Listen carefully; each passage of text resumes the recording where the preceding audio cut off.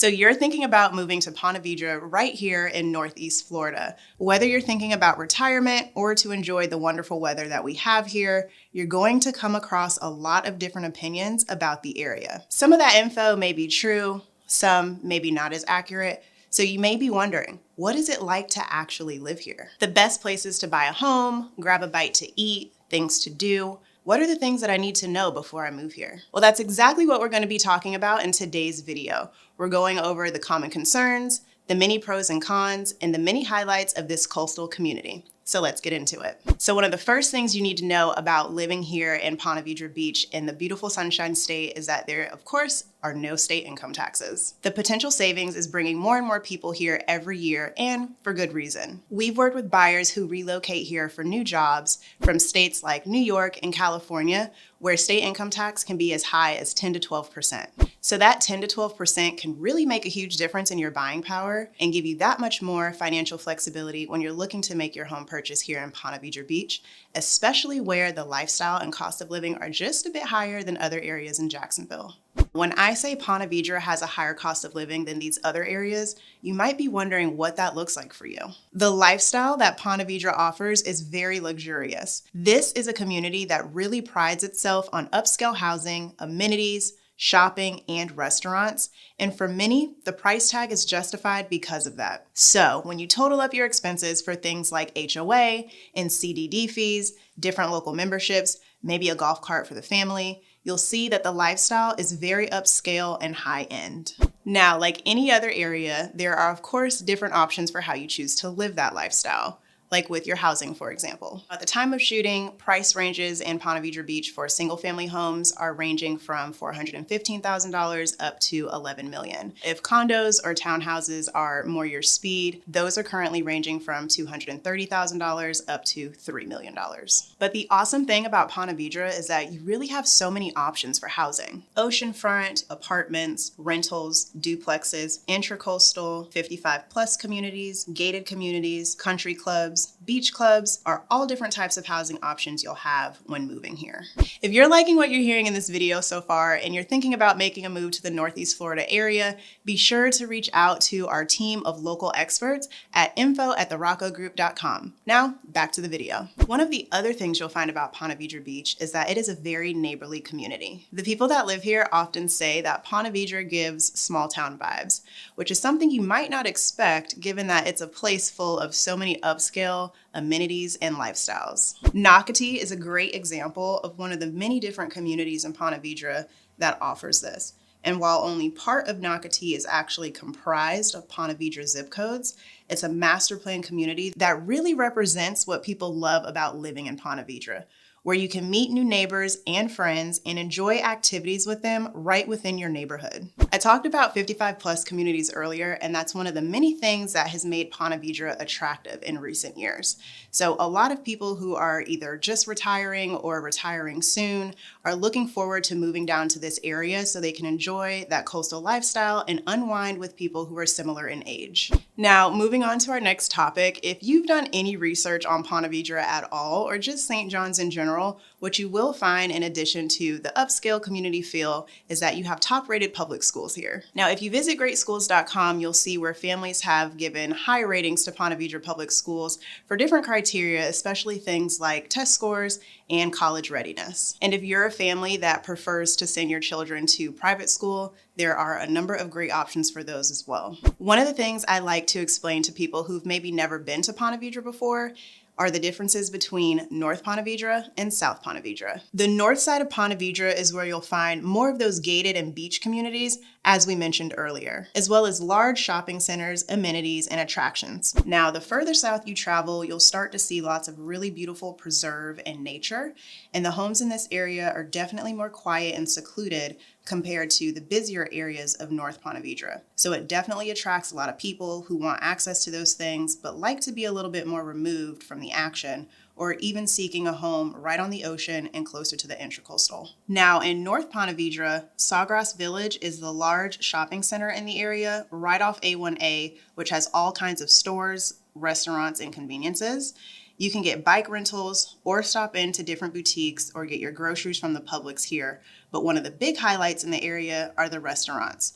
Nona Blue and Pussers being really popular options for locals and tourists. So I just have to take a pause here for a minute and talk about a common complaint that we get here in Northeast Florida, which is that our food and restaurant scene are not that impressive. Out of curiosity, we asked our Facebook group what restaurants they would recommend to visitors.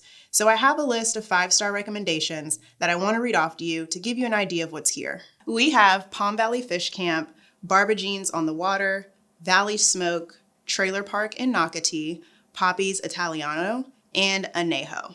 So these are just a couple restaurants that are favorited by locals that you can definitely add to your list. So next up, one thing that you're going to hear a lot about when you move to the area is the Ponte Vedra Inn and Club. This is one of the long-standing upscale clubs in Northeast Florida. It's really a full-scale resort full of activities and amenities and hosts a number of local events throughout the year. At the Inn and Club, you're going to find beautiful outdoor dining with a bar, swimming pool right next to the beach, spas, fitness centers, tennis courts. Really, the list just goes on. Which brings me to the next thing that you need to know about Ponte Vedra Beach, and that is these locals are absolutely crazy for their golf. So like I said before, in Ponte Vedra, you'll have a variety of courses to choose from, both public and private. The Inn and Club have the lagoon and ocean courses, which are always popular. You'll also find communities like the Plantation at Ponte Vedra Beach, which is another upscale gated community that actually has its own private course right in the neighborhood for its residents. Now, for beginners and casual play, you can check out the Yards, which is not only a great place to grab a bite to eat at the Three Palms Grill, but also to play a round of chip and putt golf. Ponte Vedra is, of course, world famous for being home to TPC Sawgrass, or the Players' Championship. And the cool thing about this course is that it's open to the public, so it's a great place to tee off on the same greens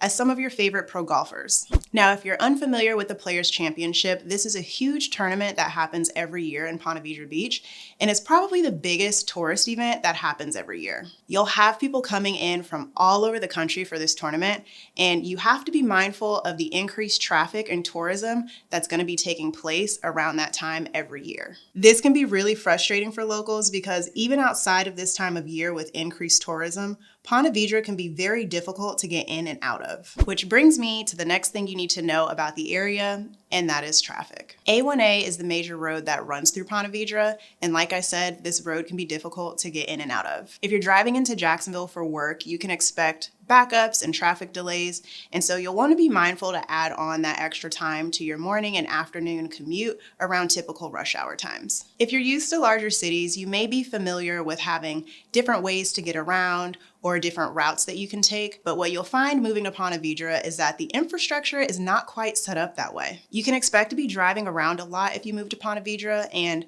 really Northeast Florida in general, because it's so spread out. At the end of the day, Ponte Vedra is just a very car-dependent area because of how it's laid out. On to our next topic, let's talk about the thing that's bringing so many people to Ponte Vedra, and that's the nearly 20 miles of beaches. One of the things that visitors and new residents are often surprised by is the amount of space that you'll find on these beaches. If you're used to the beaches up north or maybe in more popular areas, you may find that in the summer times that space can be hard to find for your friends and family. But that's the awesome thing about Ponte Vedra Beach, is that its stretch of beach is very walkable and even dog friendly. If you go out in the early morning, you're gonna find a lot of people walking their dogs, fishing and surfing, and despite all this activity, space is hardly ever an issue. The most popular public spot in Ponte Vedra for beach access is Mickler's Landing, which does get its fair share of crowds, but here you'll find plenty of parking and lots of activity going on. It's really a great place to enjoy a beach day and is very accessible no matter where you live in Ponte Vedra. Beyond the beach, you might be curious about other fun activities to do in the area. Ponte Vedra is a very active community, which means that a lot of popular things to do are going to be done outdoors. Of course, pickleball and tennis are hugely popular among locals, as well as kayaking and exploring the intracoastal, or even taking the kids to Bird Island Park, which is a beautiful area to take in Florida's natural beauty. If you're looking for an indoor activity, you can check out the Ponte Vedra Concert Hall, which hosts a lot of different concerts, comedians, and performers throughout the year. Now, one of the things you might find that you don't necessarily like about Ponte Vedra is that there really isn't a downtown scene. Around Ponte Vedra, you won't have neighborhoods as trendy as Riverside or San Marco, which are located in Jacksonville. So if you're looking for a lively night out, you'll need to either head to those areas or venture south to St. Augustine. So fun fact about St. Augustine is that it's actually the oldest town in the country,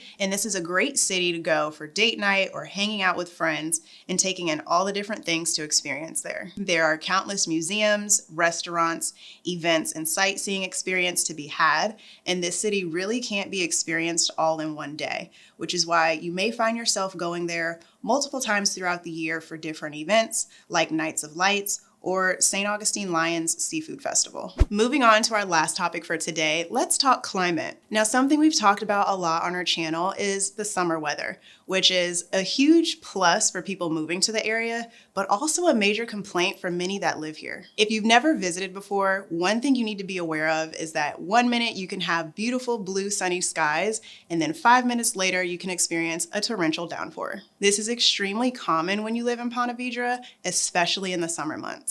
As far as heat goes, summer days can reach up to 100 degrees with really intense humidity, and as you can imagine, it can feel pretty inescapable, almost like stepping into an oven. There are a lot of people here that are really just counting down the summer days until we get fall with cooler temperatures. Now on that note, Ponte Vedra can actually get pretty cold. Contrary to what many expect, we do get temperatures that can drop into the low 40s where we may have to pull out some coats, boots, and wear some longer sleeves. But all in all, Ponte Vedra is a great place for people looking for sunshine year-round and milder winters than what they may be used to. So this has been our team's guide to moving to Ponte Vedra, and we would love to know in the comments below, what's something new that you learned that you didn't know about the area before? Ponte Vedra is a great place to find that local sense of community, and if you want to make that dream a reality for you or your family, be sure to reach out to our team of local experts at info@theroccogroup.com and get in touch today. And if you haven't already subscribed to our channel, our team puts out videos every single week about living and moving here in Northeast Florida. So go ahead and hit that subscribe button, and we'll see you in the next one.